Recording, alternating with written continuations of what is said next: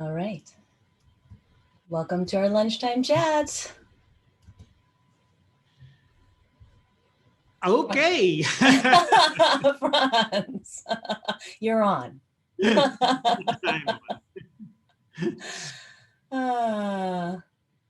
It's been a very interesting week in the United States as well. So I was really looking forward to this time to practice and to be Reiki. And I know it's different in all around the world, but I wondered if you could just share about Reiki and how we can continue to help ourselves, or whatever comes into your mind. Yeah, that's great. So normally I would be in Cincinnati today, and Zainab and Sundar had been organizing it for the last 10 years, and it was the first year Maria was going to organize this particular class and event. And of course, he thought, no, it's way too much Frans coming here. I'm going to create distraction, so he can't come. But so it's great to do this online. Normally, I'm in Jeff's studio, which is a wonderful yoga studio. And one of the things, sorry, it's not Corona. So one of the things we normally do when I come to Cincinnati is most of the time Maria and I have a day where we have a day off and we hang out together and we go to a cafe or a restaurant, or we go walking or spend time in Cincinnati or surroundings, or go to the movies. And for me, those kind of things is such an interesting element, because often we think that the system of Reiki is, you know, hands-on healing on a table, or receiving a treatment, or maybe visualizing or meditating or practicing. But for me, actually, the juice of it is, of course, also in our daily life. And this is where we have to bring it into, not just on the meditation pillow, not just on the table.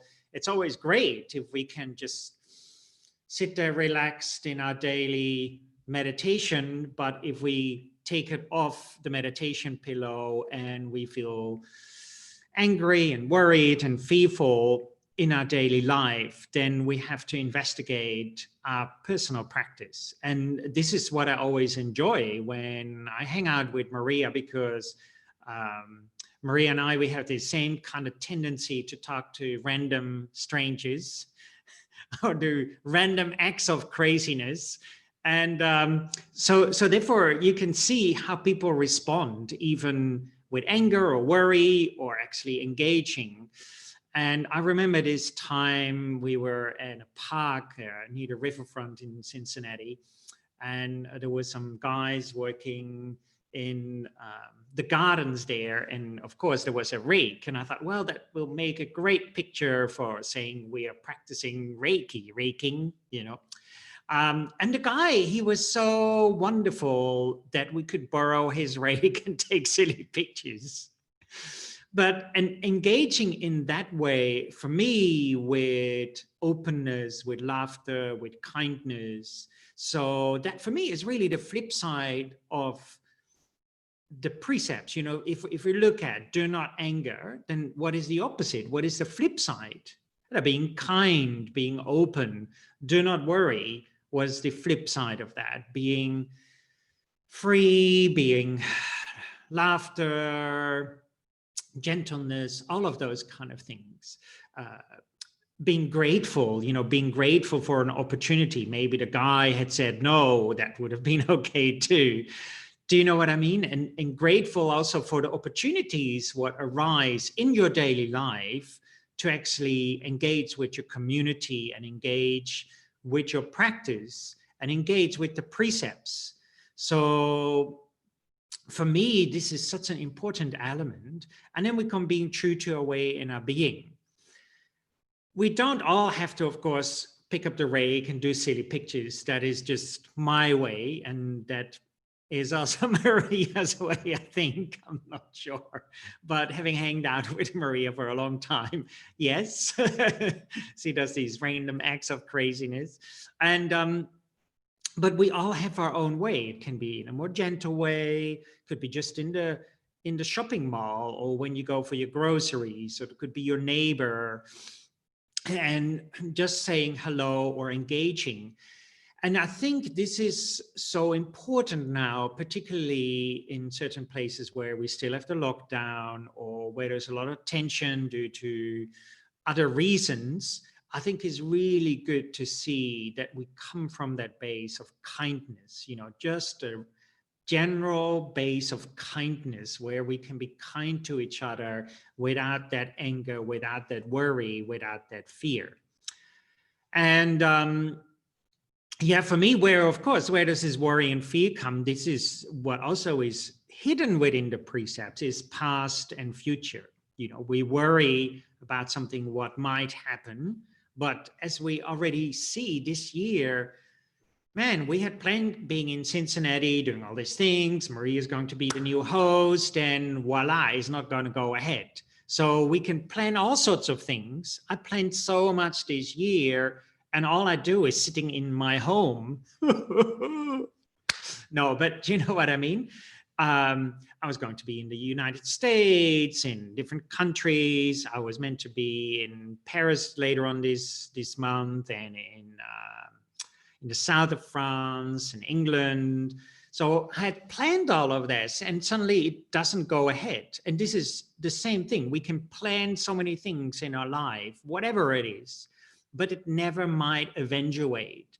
So therefore, worry is focusing on the future. We worry about something, what might happen or what might not happen.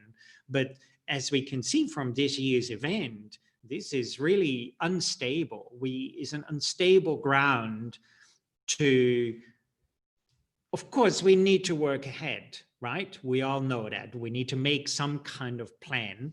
But if we hold on too tight to that, then it's very difficult to be grateful. And then, of course, anger is about something what you did yesterday, or 2 minutes ago, or 6 months ago, or 10 years ago, or 50 years ago. And we're still angry with these kind of elements. But that is our past. The past is gone, right? And if we only keep focusing on the past, then the present moment, right? Of course, the present moment we can't even find, but the present moment we can say, is what we're doing right now, then that can't blossom because our energy is really focused on the past and the future. And yeah, this is for me really where we can engage with our local community. And we do now all these things through Zoom, what is wonderful. But I think sometimes when we do this, we actually forget our neighbor. Do you know what I mean? We say, oh, let's reach out globally because now this is possible. I can be global. At the same time, some people in South America or Australia or Alaska or Scandinavia, wherever. And then I'll forget about my neighbor who is actually just sitting down the road or in the hallway being lonely, or find it scary to go to the mall because maybe she has already heart problems. So therefore, we have to engage with our local community as well. But of course, it's always a two-way street, Also, they need to engage. Like I have a 75-year-old neighbor. She just texts me and goes, "Coffee, Frans." And, I just, if I'm there and if I have time, I go for coffee. And then she might say, "Frans, do some chanting for me," or some handsome healing, or she wants to play some crystals, or there's the other day she had some cards on the table and she picked a card. And so, these kind of things I think is so important in our daily life. And this is why lunch with Maria, on my end, you might say lunch with Frans or lunch with everybody, is so great, because we can engage with each other. What do you think, Maria? Yeah, I think you're right. I think especially now it's easy to forget how it is to be with people. Yeah. And it's easy to forget to just be friendly, or to, I mean, it's hard even sometimes to smile, you know, because if you have a mask on, they can't Yeah, tell. So I'm spending a lot of time practicing with my eyebrows. it is. Yeah. You know, but I think if I practice a lot, I have this happiness, and then I can share that with other people in my neighborhood. Because if Yeah. I go for a walk, I just check on my neighbors. You know, they just come out and they say hi, and we have a little chat. Yeah. People who can't, you know, who don't have a lot of people to talk to or to see in person, this is a way that I think that you're right, Franz, you know, to just engage in our, with who we can. Yeah, and also, I mean, I've always done this, you know, and Mm-hmm. for me, this is easier than maybe some other people because I've always done that. When I go into a shop, I try to engage with the shopkeeper or whatever. Because I just enjoy it, but even just on the street, just saying more good morning to someone, or good afternoon, or good evening, or in a restaurant, or wherever you are, just trying to engage, even if it's just hello, how are you? Hello, is it me? But you know, these kind of things, I think, is really, as you say, Jess. I see that here. It's engaging is very enriching at the moment, and I think it's mutual, because sometimes when we stay inside, and we might not realize it due to that staying inside and withdrawing ourselves and feeling more fearful and worried.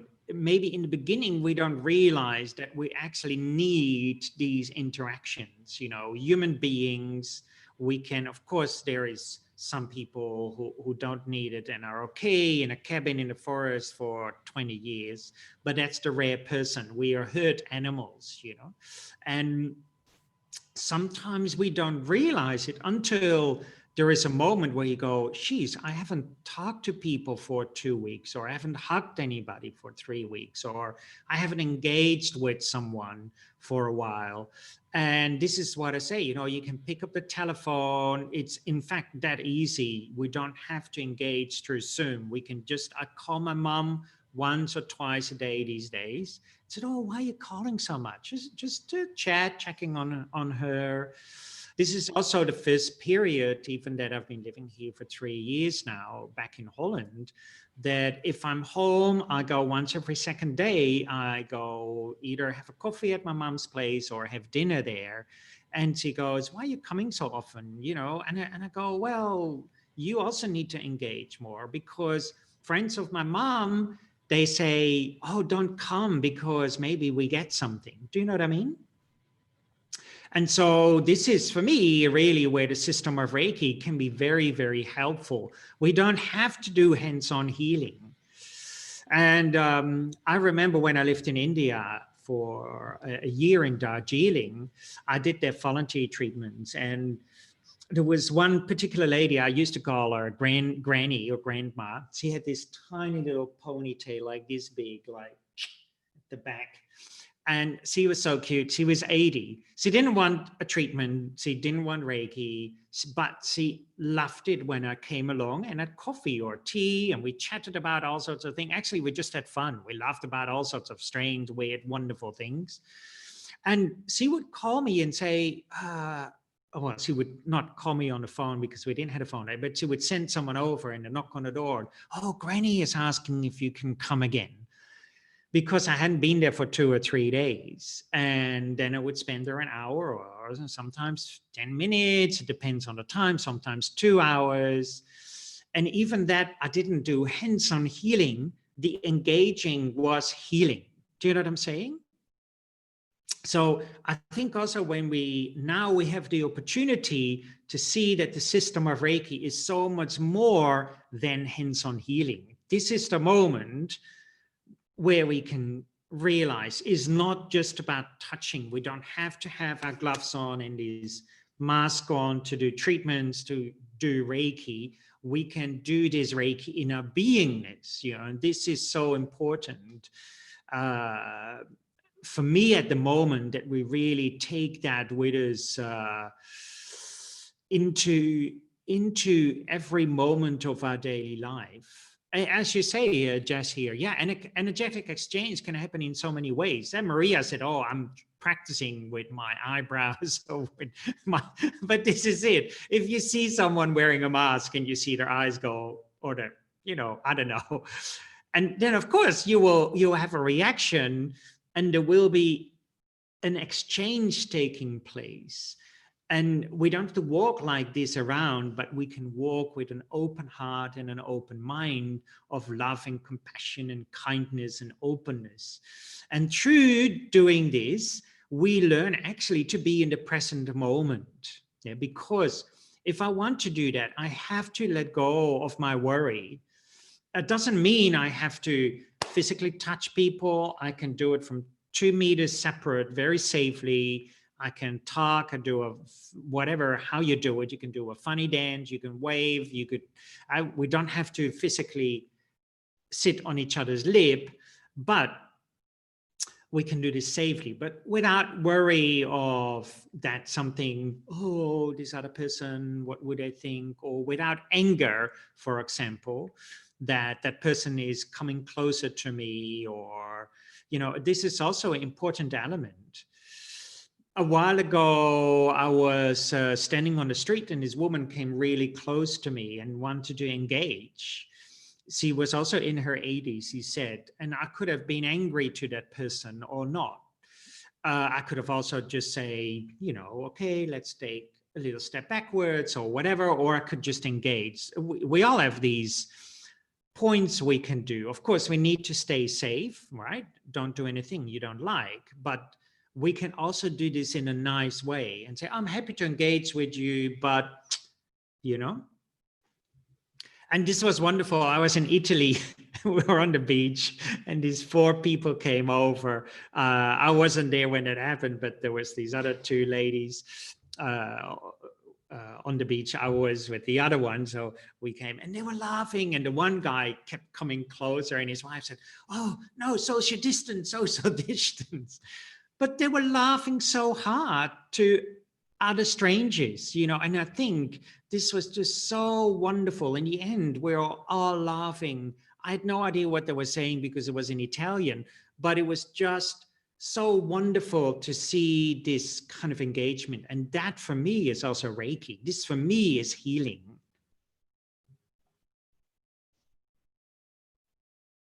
I'm drinking a cup of tea. Maria, tell me something. Yeah, because when you have lunch with someone, you have to engage, right? Yeah. I know. You're well done, Frans. I agree totally.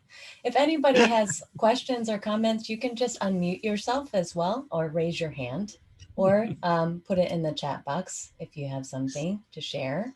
So that's beautiful. Yeah, I had this. We got one question by email, didn't we, Maria? I have it here. It was about hands-on healing. Oh, you have it. Yeah. Good. So, Elaine, yes, this is true. Even through Zoom, it's engaging. Even that for me, still only 2-dimensional for me personally. But this is, again, we're all differently. But for me, I really enjoy that multi-dimensional engaging. If you look now at the images above of people, we can only see it up till there. But I don't know what else is going on. But when you see the person, I'm wearing sweatpants, so I'm glad you can only see. I'm wearing my nice new pants. You can't see them. Hang on. Yes. Very nice. Very nice.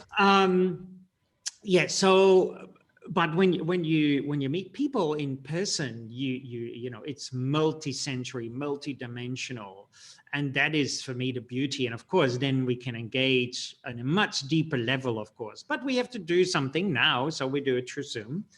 So yes, the one question we got by email already: where do you start a hands-on healing session? And this lady said, oh, Mrs. Takada taught first to start at the head, then she taught someone else to start at the stomach.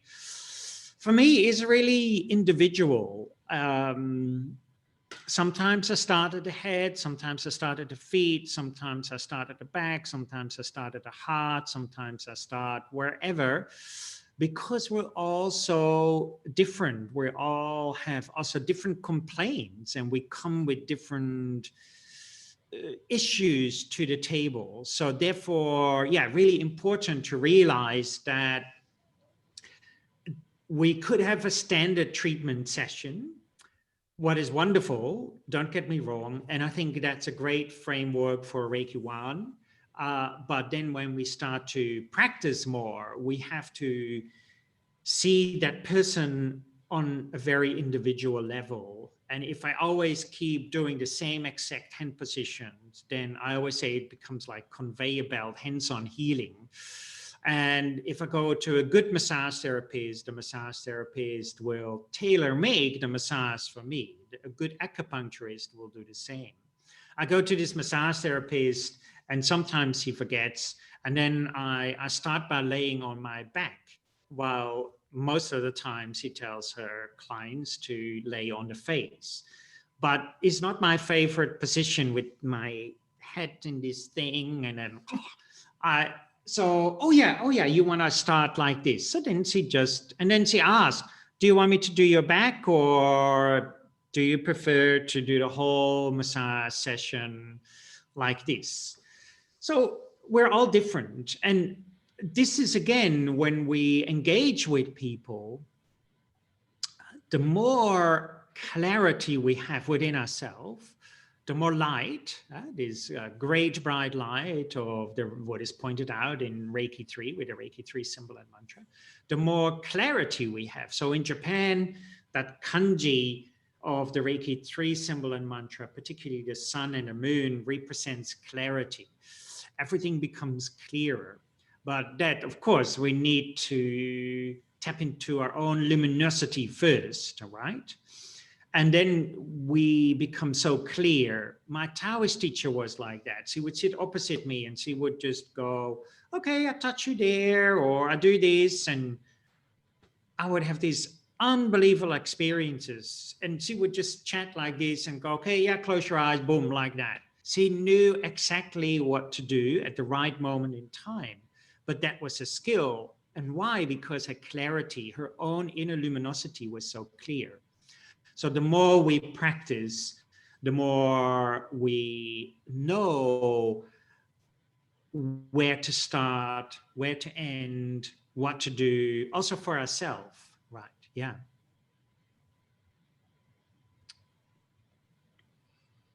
Beautiful.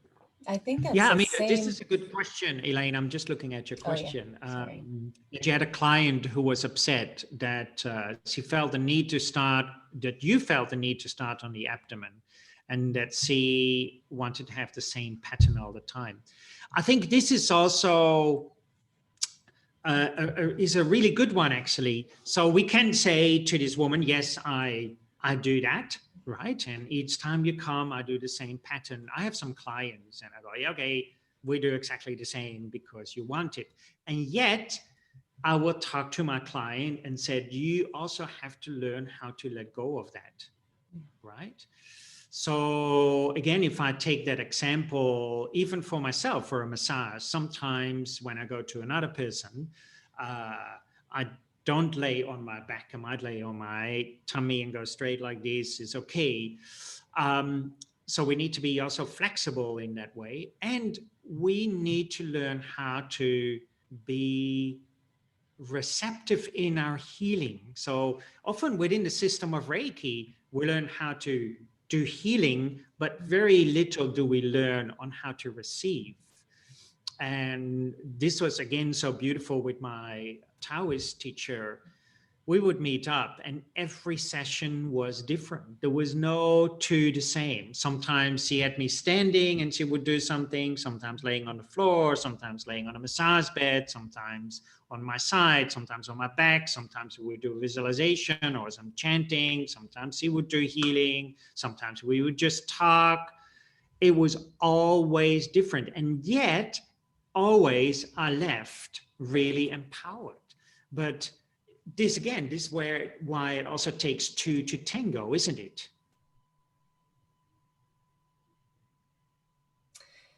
yeah, it's a two-way street.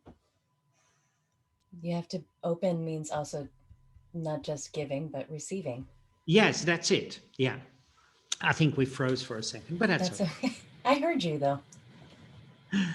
Yeah, this for me is really interesting. On if I would do a treatment, or if I go to Maria for a treatment, then I need to trust Maria, not just 50%, not just 100%, but actually 150% trust. And this is, of course, difficult. And traditionally, uh, in Japan, but also I have friends who studied with old yogis, not the modern, but old yogis in India and Tibet and Nepal. And those yogis, and like some teachers in Japan still, they do certain tests with the students to see if the student trusts the teacher. And some of them, it can be quite scary. For example, in Japan, when you go and climb these mountains, and they do certain exercises. For example, you hang over a cliff and you have to go like this. There is no specific cords to hold you back. And yeah, you have to have trust in the teacher that he or she will guide you through that process. And if there's no trust, you become nervous, then it's very difficult to really get the deeper aspects of healing. Yeah. Let me have a look. Cheryl. Yeah, it's great that you visit your mother. I mean, this is good. We need that personal contact. Of course, some more than others. But what I find very bizarre in our modern world, we all know that babies need touch, right? If we don't touch a baby, then the baby will be malnutritioned, actually, right? And underdeveloped, etc. And then somewhere along the line, we think that that stops. Maybe when we're 12 or 18 and we don't need that touch anymore because we suddenly have become teenagers or grown up. But we're still growing, we're still making new neural pathways, we still need healing, and so therefore we still need touch. And I find it very interesting that somewhere along the line we've forgotten this, that human touch, that human interaction, where we realize in the beginning when we have a baby that it is so important. So yeah. How can we remain grounded? Oh, yeah. Yeah, absolutely. This is a harder one, Dale, when we lose a family member who is dying or other circumstances. And this is why, we need to make sure that in the good times, we practice daily.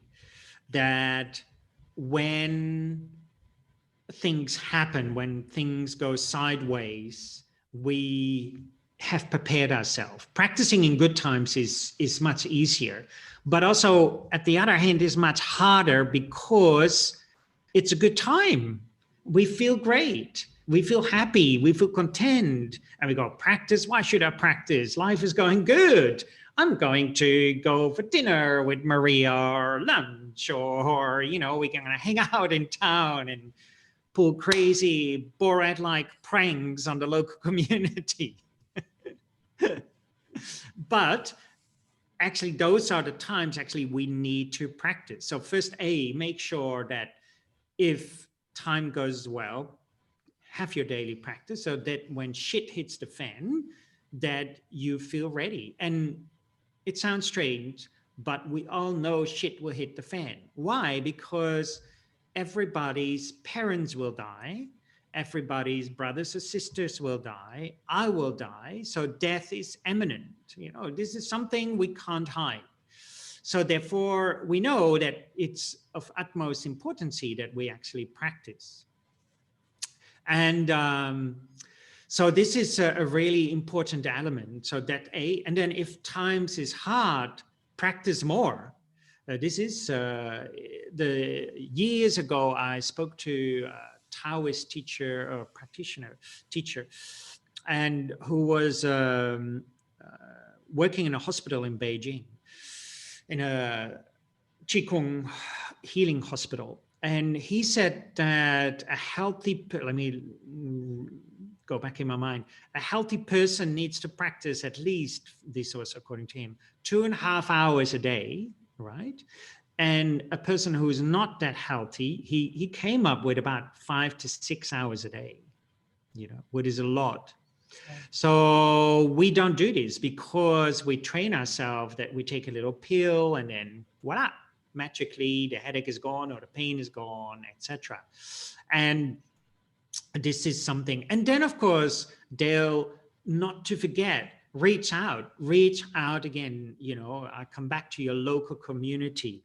If I would not feel well, I could go to the neighbors, you know, even that they might not be my best friends, I can still talk to them. I can still maybe feel safe to cry and to say, shit, this happened to me. Can you please support me? Can you help me? Can I have a snuggle, or can you make me a cup of tea, or can we watch a movie together? So, you know, reaching out to the local community around you is also important. And then, you know, go for a massage or acupuncture. Of course, that's not always necessary in these moments at the moment. So yes, is important. And then of course, yeah, really making sure that we stay grounded, and that's the breathing in the haras or Joshin Kokyu, for example. And yeah, I agree 150% with you, Roman. We need to stop telling social distancing and you know, and calling it physical distancing, because we don't need social distancing. This is the danger. I said this very early on myself as well. It needs to be physical distancing, you know, because when we think about social distancing, we have to hide in a room and be close everything. But you know, we need to keep engaging socially. This is important for our health, not just now during Corona time, but this is a great time to practice. But yeah, also definitely for our health. Yeah. Okay, I'll pour a bit more tea. Anybody else? Or Maria, tell me something. I'll tell you something. Well, no, I think you're right. I think, you know, practicing more in times of difficulties has really helped me to be very grounded, Yeah. and helped me to be present to what is coming up in my life. And also to be able to see, as people are with me, whether they're physically distanced or not, kind of, I can just be with them a little more in that moment, and kind of, I think that's important, just to be there and notice how they are. Yeah. I feel like I'm in a way a little more sensitive to how people are feeling or in the moment, because we don't have so much input from a lot of people. Yeah. Yeah. You know. Yeah. Yeah, So absolutely. that, and I also am getting, you know, I'm still giving in-person Reiki treatments with masks and all of that stuff. And so I have to be really comfortable and not afraid to be able to do that, to be able to be in that open space to help others still. Yeah. And, but I am getting a lot of calls from people in desperate, you know, in this place of desperation. And I think that's a point for me to say, am I grounded? Yeah. Am I not afraid? Am I letting go of my anger so that I can still be very there for them? Do you think that's... Of course. I mean, this is where it first comes from, you know, and I think also when we support fear, all we have to really think about it. What happens when you worry the whole day, right? At the end of the day, you feel depleted. What happens if you anger the whole day? At the end of the day, you feel depleted, what means you've wasted your energy. So there is no energy for healing to take place for yourself. So therefore, your immune system is going downhill if you worry for 6 weeks or so. Now, you know, we put so much worry in the media everywhere that is very tricky, because actually we're installing in people it's okay to worry, and therefore their immune system goes really down. And you know, this is tricky. We need to learn also in the media on how to empower people. So yes, I agree with you, Jess. I think the third wave of the pandemic is a mental one, and you see it is now already. I was reading an article where they were saying that suicide is up 30%. I mean, in my local neighborhood, I live close to the main airport in Holland, about 15 minutes away, and they're talking about 60,000 people losing their jobs in this local area already. Man, that is half of the population of this town. That is going to be big. You know, what's going to happen? So of course, you know, people losing their jobs, etc., etc. So yeah, it's going to be tricky. Oh, intention, MJ. Intention is a great one, but I see intention that I'm reading this wonderful book at the moment, and it phrased it in a wonderful way, and I can't remember the exact wording. I'll look it up for you later, MJ, and I'll send it to you. But they're talking about meditation practice without any expectation. But of course, we need to have the intention to do the meditation practice, right? So for me, the best way to see it is like a bow and an arrow. Maybe you've heard me saying that. If I want to hit that painting over there, I need to aim at that painting. So what is my aim? That depends on the person. And in the system of Reiki, we can have the aim of healing my knee, or the aim of feeling relaxed and kind, or is my aim embodying the precepts? Very different aims, right? But we have to investigate, what is your aim?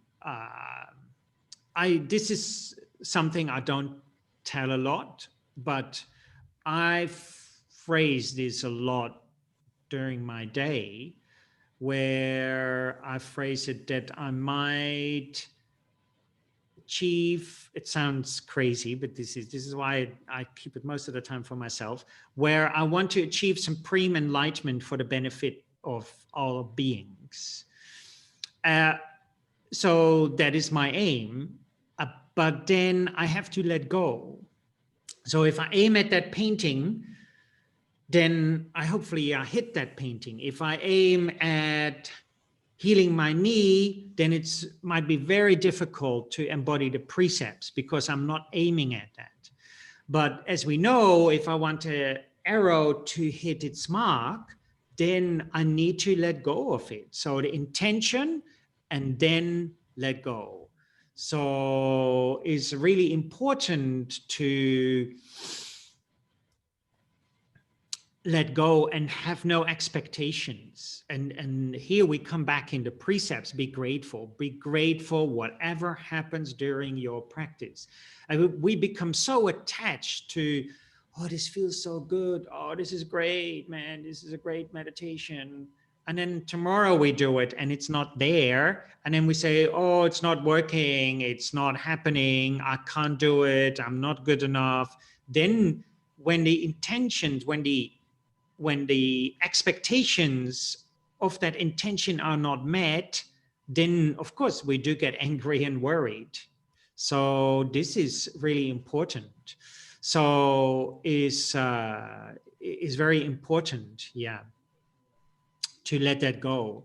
Aim the arrow, let go, and relax. And then, as they say in Japanese, just practice. I will send you, if I find the way, that phrase. I was just reading it this morning, MJ, in this wonderful book I bought the other day. Okay, Maria. Oh, okay, no. It's from Janice. Yeah, remote sessions or distance sessions is, I think, is just so wonderful to do those. And the best way for me to do those is, again, it takes two to tango.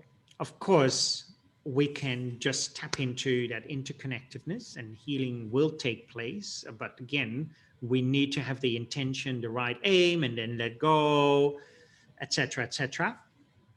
But ultimately, it's, yeah, if you can set up a time with someone, with your mom or with a friend, could be 10 minutes, could be half an hour.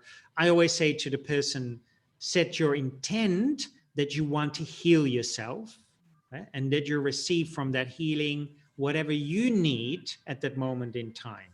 So normally we don't tell people to set an intent to heal themselves. We say we are going to do it. But actually, they need to, first of all, their intent needs to be that I want to heal myself. I'm going for a massage to heal myself, right? I'm going for acupuncture to heal myself. Even if we go to a doctor, the doctor might set your bone or do an open heart operation. You still need to heal yourself, right? If that doesn't happen, then the bone won't grow back. The heart will not heal. So therefore, your first intention is that I want to receive, I want to heal myself, and that I receive whatever I need. And then really feel that deep interconnectedness. So if I would do this for Maria, then I go, I am Maria, Maria is me. Oh man, that is pretty scary. Thanks, Frans. But do you know what I'm saying? So yes, that is, yeah. So Thank you. let me have a look. What else do we have? There's a question about yeah, Reiki. let's let go of the how. I think so too. Yes, we are so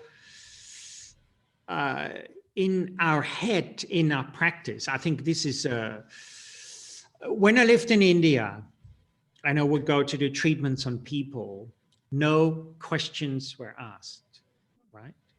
So for example, for a year, once a week, sometimes twice a week, but at least once a week, a jeep would come in front of the house from the tea plantations, and they had villages on these tea plantations. People lived there.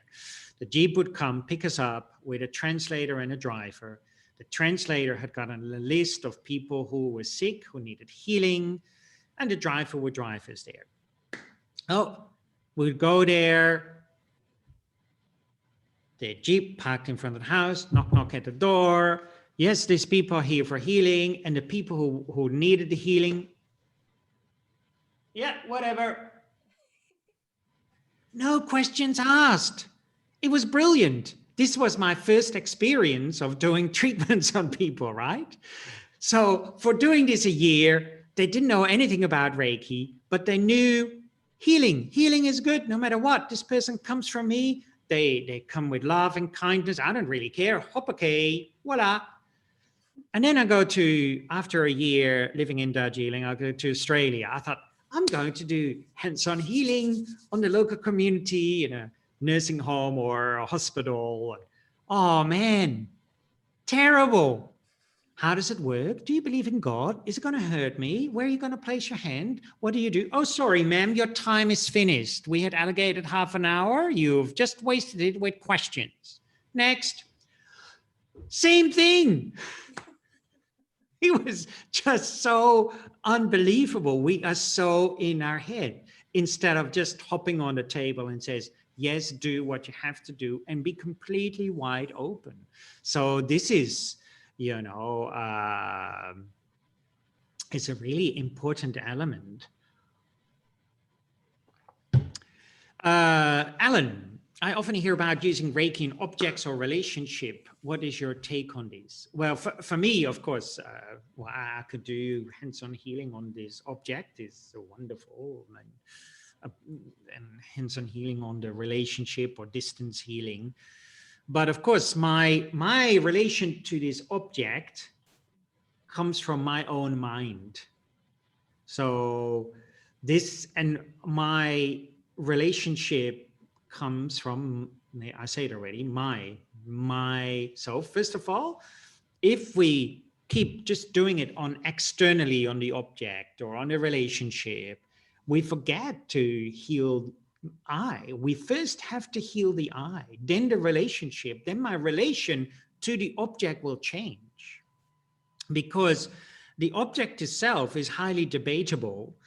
One can come in and sees a painting on the wall and gets afraid, right? Maybe a skull or whatever. Another person goes, wow, what an amazing painting. I want that above my bed. Who is right? Right? So the relationship depends completely on me, or on how my viewpoint, my attachments. So this is something, when I look outside, I look at a park. As soon as I look at a tree, I see my previous experiences of the tree. So I see it as these sticky notes, right? You have those yellow sticky notes, remember those? And I've stuck them on the tree. When I lived in Australia, I chopped a lot of wood because we had fireplaces and I loved it. So now when I see a tree, I stick the idea, that might be good firewood.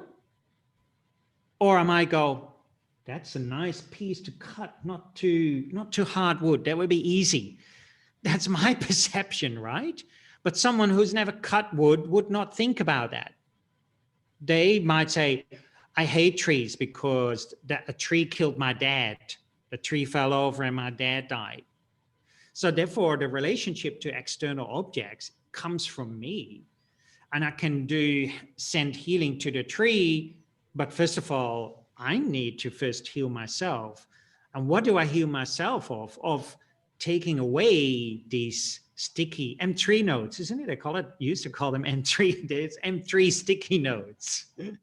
Those yellow. I have to remove these. Then I truly see the object. Then I truly see the tree. Then I truly see the relationship. So, yeah.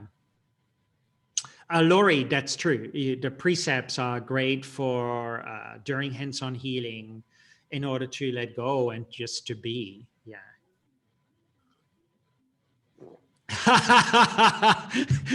What is the highest teaching you have not yet given?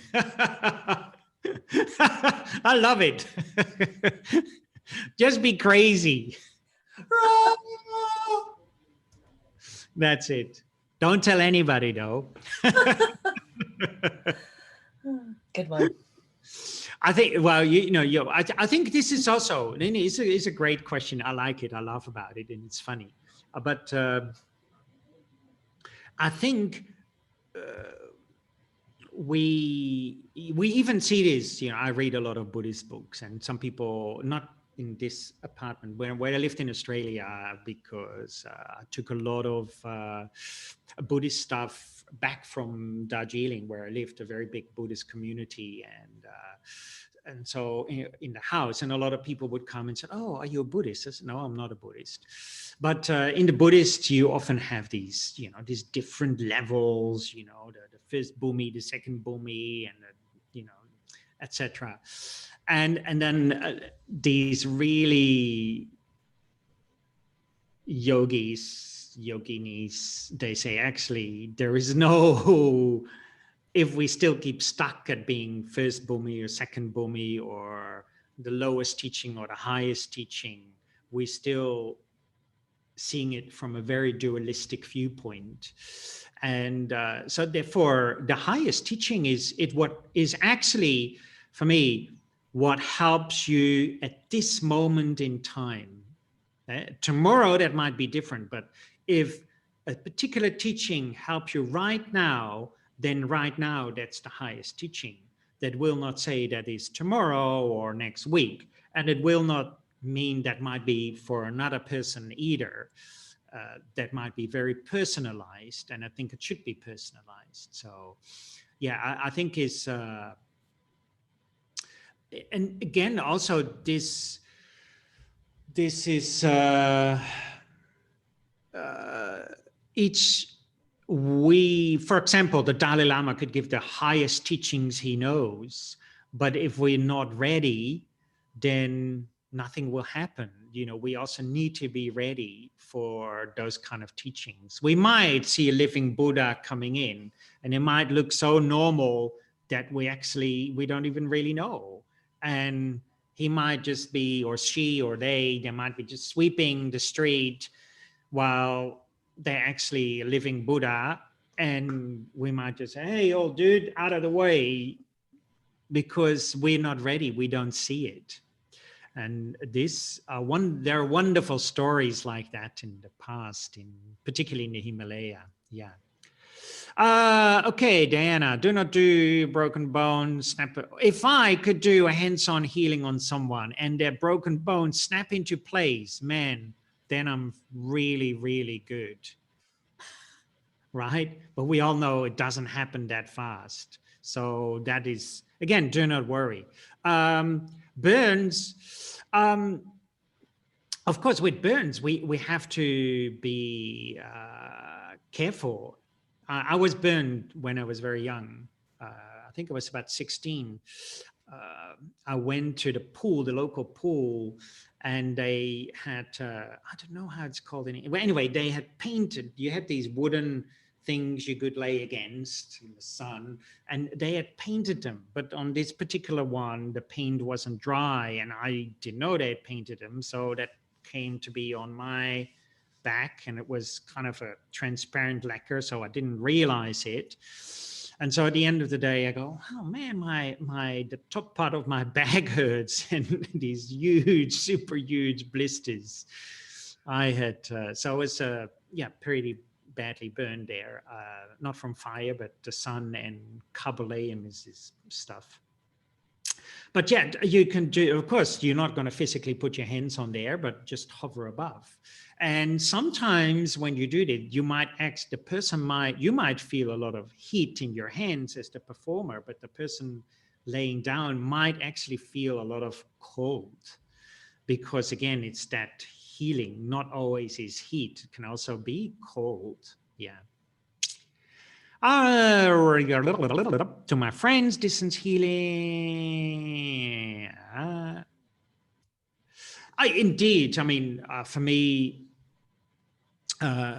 permission is another thing. I don't ask when I walk in the street to smile. Excuse me, do you mind if I smile at you? You know, we don't do this. And ultimately, every single thought will have an effect on everything else. I mean, we're all interconnected, you know, we are the universe. So whatever I'm thinking will have an effect. Whatever I do has an effect. As soon as I make a cup of tea, there is an effect. A, I need to get the water to my apartment. B, the tea bag needs to come from somewhere. So there's all these lots of, effects. And so this is important to realize. And so therefore, I'm not, when I do distance healing, I'm not saying I need to heal you, you need to receive this. Then I think I should ask permission. All I do is just let the light shine. So within the system of Reiki, there's a lot of pointing towards the sun and the moon and the concept of rain. The sun and the moon is just shining. They're not saying Maria gets one ray because she's been naughty and that other person doesn't get anything because they've been super naughty and they look a bit pale, they get 20 rays. No, the sun is just shining. So my intention is that the person takes from it whatever they need. This takes me out of the equation. And therefore, if they want nothing, they want nothing, right? Yeah.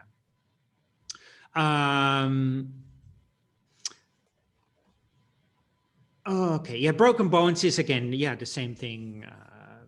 I would just do it, you know, and see what happens. I mean, if you can set a broken bone, you know, because if you fall over here and I see a bone sticking out and we're going to call the ambulance and you only might do 10, 15, 20, 30 minutes. I don't know how quick in your neighborhood the ambulance comes. So if that piece of bone snaps into place in those 5, 10, 30 minutes, man, then you are a really good healer. I don't think this is going to happen, you know. But again, this is where we come back to the precepts. Do not worry and be compassionate. So do not worry and be compassionate. All the precepts are interlinked with each other. Be compassionate means don't force healing onto someone. All right. So even if I work on the broken knee, my intent is not, my intent is not, I need to set the bone, I need to set the bone. This is not my intent. My intent is that the person takes whatever they need, as simple as that. Therefore, I set myself free. Okay? And then that client says, I take whatever I need. They set themselves free. When we both free, the energy flows like crazy. But it's getting the I out of the way. So yes, the upcoming 21-day event. So I'm doing a lot of in the 21. We've got 2 more minutes for the lunch. Yes, please share what's coming up for you, Great, Frans. lunch. Those noodles are really good. Anyway, if you go to Cincinnati, they have some really great lunch places. One of the favorite ones we often go to is Juan Hapa. Place called Over the Rhine, Yeah. and they do these Vietnamese noodles, what you can wrap into this clear noodle wrapping thing. Oh man, like a Vietnamese clear noodle thingy spring roll. They are super delicious. So yeah, for the 21-day upcoming event, we've done quite a lot of chanting 21 days. And this is just focused for 21 days on Joshin Kokyo. And it's separated into 3 7 days. So 7 days, the first 7 days, we focus on a more physical aspect of Joshin Kokyo. Then the second one, it becomes less physical, a little bit more visual. And the third one is more and more simple. So that way, it helps you to really focus on the element of the different layers of Joshin Kokyo. Because if we only do Joshin Kokyo with our mind, what we normally do, is not always beneficial. Sometimes we need to do a more physical Joshin Kokyo, particularly in these circumstances when the external wind is tough. You know, we need some extra. I see it as a tent. If it's a beautiful day and it's quiet, we don't need these, how do you call it? To pin a tent to the ground. Stakes. We don't need these stakes. Thank you very much. The Dutch word was going through my head and haringen. But we don't need stakes. We can just pop up the tent. Tent will stay peacefully. But as soon as there's a little bit of wind, we need to put maybe 4 stakes in it. If there's more wind, we need to put maybe 8 stakes in it. So at the moment, there is a lot of wind in the world. So sometimes we need to use more stakes. What does that mean? That we need to add more visual and physical elements to Joshin Kokyo so that we can stay grounded and centered. So, yeah. Thank you so much. That's beautiful. Well, Stay thank grounded. you, Maria, for organizing. Lunch was good. My belly is full. Bellissimo, bellissimo. I should have brought my sandwich. No, just kidding. Thanks everyone for gathering together and for this beautiful chat. Thank you, Frans. And again, he has 21-day meditation practice coming up pretty soon. I've benefited greatly from all of those practices. It's helped me to stay really grounded and present and continue to be compassionate. So I'm really grateful. And we have a great retreat coming up because, as was meant to teach in Cincinnati, what of course is not going to go ahead, but there will be an online. We start tomorrow, Cincinnati time, 9 a.m. in the morning for 4 days. So that will be great. And you can still join Maria in person as well.